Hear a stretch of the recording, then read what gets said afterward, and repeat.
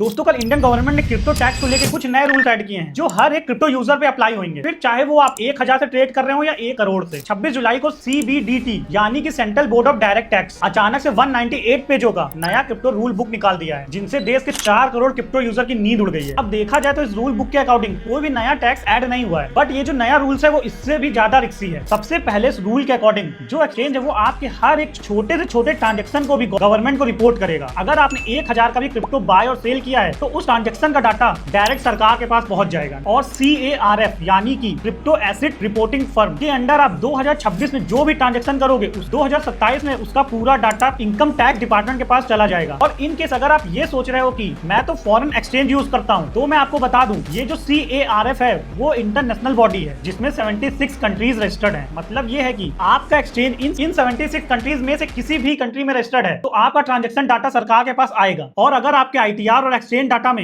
1 रुपए का मिसमैच हुआ तो ये मान लीजिए कि आपके घर पे नोटिस आना पक्का है, तो डाटा आपको हाइड करना छोड़ना होगा और ITR सही से फाइल करना पड़ेगा। ये कुछ नए रूल्स हैं जो यहाँ पे क्रिप्टो को लेके ऐड हुए हैं। आपकी क्या ओपिनियन है मुझे कमेंट में जरूर बताएं और ऐसी ही वीडियो के लिए मुझे फॉलो कर लें। Thank you so much.